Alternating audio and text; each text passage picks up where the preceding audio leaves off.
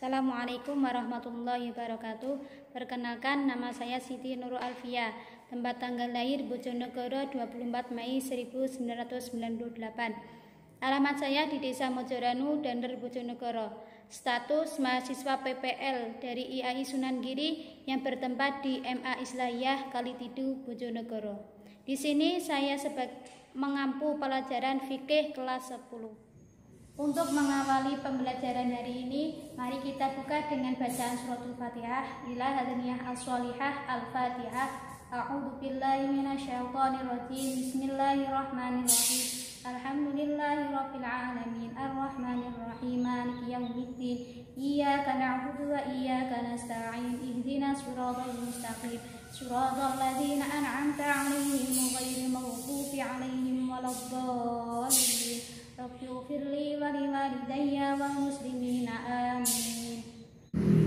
Bab pertama yaitu konsep fikih dan ibadah dalam Islam. Pengertian fikih.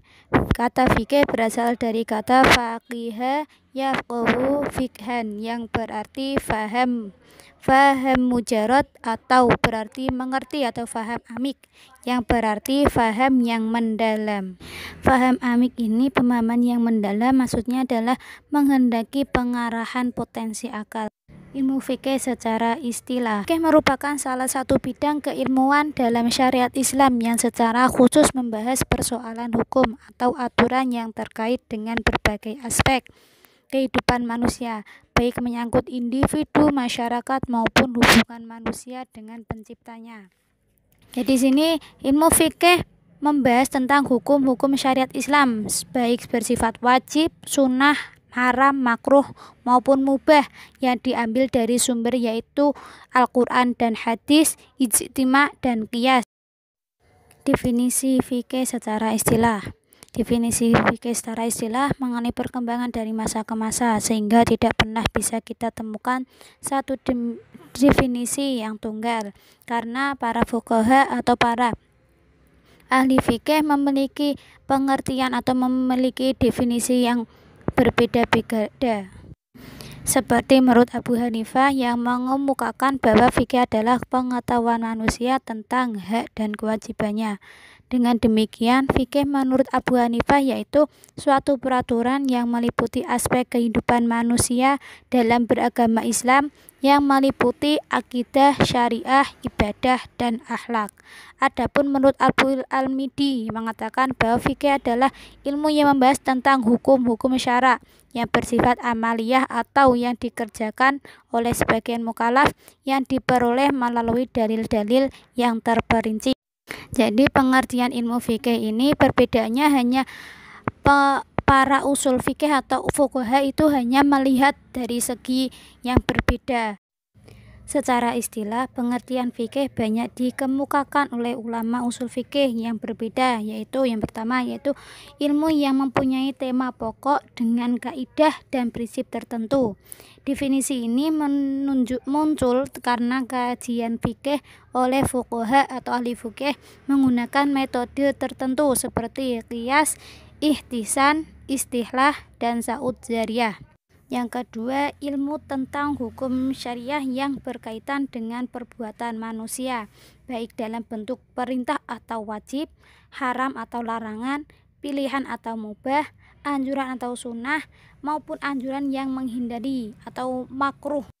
Dan yang ketiga, ilmu tentang hukum syariah yang berkaitan dengan ibadah dan muamalah. Dari sini bisa dimengerti kalau fikih merupakan hukum syariat yang lebih bersifat praktis yang diperoleh dari istinbat atau penyimpulan dari sumber-sumber syariat. Sumber-sumber syariat yaitu Al-Quran dan hadis. Yang keempat, fikih yang diperoleh melalui dalil yang terperinci, yakni dari Al-Quran, As-Sunnah, qiyas, dan ijtima melalui proses istinbal, istibat, atau nazar atau analisis. Oleh karena itu tidak disebut fikih manakala proses analisis untuk menentukan suatu hukum tidak melalui istindal atau istinbat terhadap salah satu sumber hukum tersebut. Selanjutnya adalah ruang lingkup fikih. Ruang lingkup terhadap pada ilmu fikih adalah semua hukum yang berbentuk amaliyah atau perbuatan untuk diamalkan oleh setiap orang mukallaf. Selanjutnya adalah ruang lingkup fikih. Ruang lingkup terdapat pada ilmu fikih adalah semua hukum yang terbentuk amaliyah atau perbuatan untuk diamalkan oleh setiap orang mukallaf. Hukum dalam fikih Islam meliputi dari hukum wajib, sunnah, mubah, makruh, sah, dan batal, dan benar, dan lain-lain. Jadi setiap mukallaf harus melakukan atau menghindari perbuatan-perbuatan yang sesuai dengan hukum-hukum tersebut. Jika hukumnya wajib, maka harus dilaksanakan. Jika hukumnya makruh atau haram, maka sebaiknya tidak dilaksanakan. Adapun ruang lingkup fikih meliputi yang pertama ubudiyah, yaitu fikih yang mengatur dan menjelaskan tata cara beribadah atau berhubungan antara manusia dengan pencipta. Dan yang kedua adalah muamalah, yaitu fikih yang membahas dan mengatur tata cara berhubungan atau berkepentingan individu dengan orang lain. Contohnya seperti jual beli, sewa menyewa. Jadi muamalah ini adalah membahas atau mengatur manusia untuk bersosialisasi atau bersosial kepada manusia yang lain.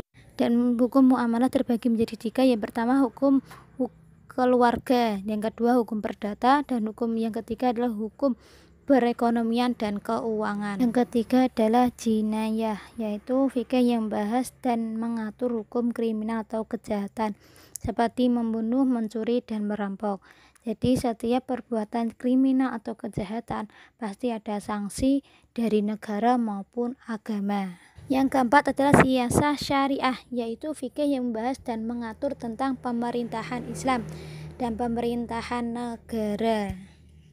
Selanjutnya adalah perbedaan fikih dengan syariat. Syariat berasal dari kata syariah, yashri' syariah, yang berarti peraturan atau undang-undang atau jalan menuju air. Sedangkan menurut istilah, syariah adalah peraturan atau norma yang ditetapkan oleh Allah atas hambanya untuk ditaati, baik berkaitan dengan hubungan mereka dengan Allah maupun hubungan dengan antara sesama manusia. Syariat ini dinukil dari sumber hukum, yaitu sumber hukum agama Islam. Yang pertama adalah Al-Quran, yaitu surat Asy-Syura ayat 13 dan Al-Maidah ayat 48, yang prinsipnya membawa kemenangan untuk mengantarkan manusia hidup bahagia di dunia dan di akhirat. Selanjutnya adalah tujuan syariat, yaitu atau maqasid asy-syariah. Menurut Profesor Dr. Haji Suparman memaparkan bahwa tujuan syariah Islam adalah untuk mengatur kehidupan baik makhluk individu maupun sosial. Yang kedua, menurut Asy-Syiwati Syukur yang di dalam pengantar ilmu fikih dan usul fikihnya menjelaskan bahwa tujuan syariat Islam adalah menciptakan dan mewujudkan kemaslahatan umat manusia sehingga tercipta rasa keadilan yang merata dan umat manusia dapat merasakan hidup damai, aman, dan tentram. Dan yang ketiga, menurut Profesor Dr. Mukhtar Yahya dalam bukunya Dasar Pembinaan Hukum Fikih Islam melalui menuturkan bahwa tujuan syariat Islam adalah mewujudkan kemaslahatan. Dapat disimpulkan bahwasanya tujuan syariah atau syariat Islam yaitu untuk mengatur kehidupan manusia sebagai makhluk individual untuk taat, untuk tunduk dan patuh kepada Allah. Sedangkan kepatuhan dan ketaatan tersebut diwujudkan dalam bentuk ibadah yang telah diatur oleh syariat Islam. Tujuan syariah tersebut adalah tujuan syariah secara umum. Untuk tujuan syariat yang kedua adalah secara khusus yang seringkali disebut maqasid asy-syariah, yaitu ada 5 macam. Yang pertama untuk memelihara agama atau bid'at-din, yaitu untuk menjaga dan memelihara tegaknya agama di muka bumi agar diturunkan oleh Allah untuk dijadikan pedoman hidup dalam hablum minallah. Hablum minallah ini adalah hubungan manusia dengan Allah Subhanahu wa taala. Dan yang kedua, hablum minan nas atau hubungan manusia dengan manusia, sehingga manusia akan sejahtera dan tentram dalam kehidupan dunia dan kehidupan akhirat. Oleh karena itu, agama menjadi sesuatu hal yang sangat penting dan mutlak bagi manusia. Yang kedua, memelihara jiwa atau hifz al-nafs, yaitu kewajiban menjaga dan memelihara jiwa manusia dalam satu sama lain. Dalam arti luas, larangan membunuh manusia atau sesama saudara merupakan salah satu bentuk dari peran syariah untuk memberi kedamaian dan kenyamanan dalam kehidupan. Jadi di sini kita diharapkan untuk menjadi manusia yang bersaudara. Jadi tidak pandang bulu antara orang miskin, orang kaya, dan orang non muslim ataupun muslim. Jadi setiap manusia itu adalah saudara. Dan yang ketiga adalah memelihara akal atau hifz al-aql, yaitu kewajiban menjaga dan memelihara akal sebagai anugerah Allah. Akal inilah diantara anugerah Allah yang paling utama, sehingga dapat membedakan antara manusia dengan makhluk lain, dan dapat membedakan antara manusia yang sehat jiwanya dan dengan manusia yang tidak sehat jiwanya. Untuk memelihara akal, kita bisa melaksanakan dengan belajar atau bertolabul ilmi, dan seperti saat ini kita adalah salah satu cara untuk memelihara akal yang telah diberikan oleh Allah Subhanahu wa taala. Yang keempat adalah memelihara keturunan, yaitu kewajiban dan menjaga memelihara keturunan yang baik, karena dengan memelihara keturunan agama akan berfungsi, dunia akan terjaga. Salah satunya yaitu dengan hukum tentang pernikahan yang telah banyak diatur oleh Al-Quran dan As-Sunnah. Dan kita juga bisa memberikan pendidikan kepada keluarga untuk menjadi manusia yang beragama dan berbekti luhur. Jadi untuk keturunan ini adalah memberikan pendidikan yang sesuai dengan syariat Islam. Yang terakhir, yang kelima adalah memelihara harta, yaitu kewajiban menjaga dan melihara harta benda dalam rangka sebagai sarana untuk beribadah kepada Allah Subhanahu wa taala. Untuk memelihara harta, kita bisa mempraktekkan dengan memberikan sedekah atau sedekah kepada orang yang membutuhkan, dan kita mengeluarkan zakat sesuai dengan anjuran agama. Demikian materi yang dapat kakak sampaikan. Apabila ada yang belum dipahami bisa tanyakan. Untuk menutup pembelajaran hari ini, mari kita baca hamdalah alhamdulillahirabbil alamin. Sekian dari kakak, terima kasih. Wassalamualaikum warahmatullahi wabarakatuh.